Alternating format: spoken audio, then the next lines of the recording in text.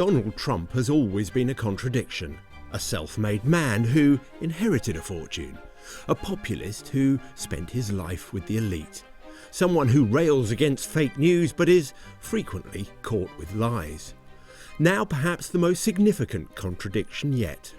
We took action last night to stop a war.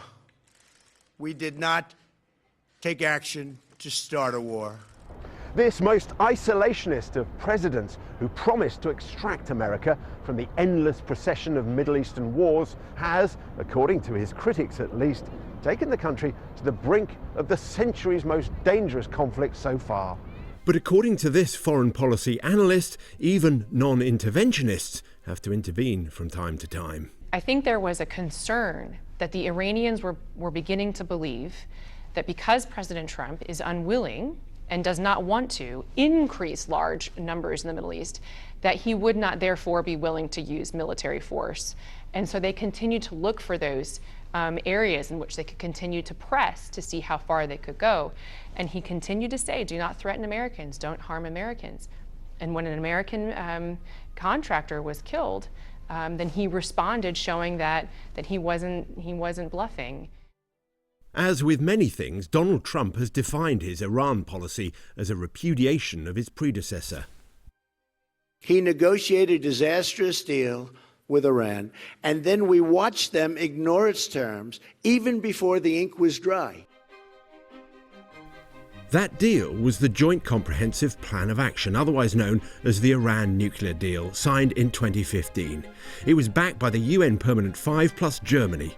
Iran agreed to curtail its nuclear program in return for an end to sanctions. It was no surprise when Mr. Trump withdrew from the deal in 2018. In its place, the new policy is known as maximum pressure, a return to hard-hitting economic sanctions designed to deprive Tehran of funds and persuade them to agree a more comprehensive deal.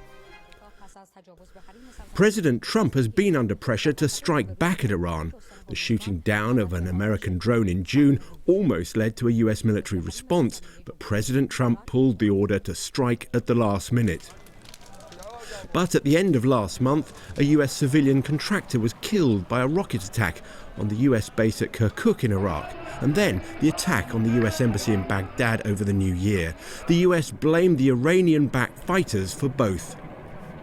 If President Trump was looking to build a cross-party consensus in Washington, it didn't help that he's threatening to target Iranian cultural sites if Iran strikes back. This is absolutely bonkers. Let's not try to sugarcoat it.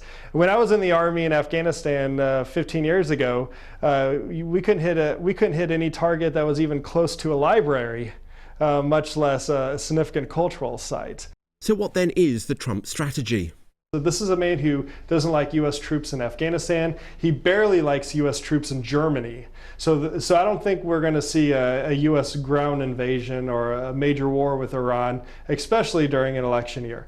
But that being said, the U.S. is going to have to develop a new strategy on how to deal with Iran, at least for the duration of this administration. The policy was to get Iran back to the negotiating table. This seems very unlikely now. What the man in the White House does next depends on how Iran decides to respond. On such unstable foundations does the world now rest.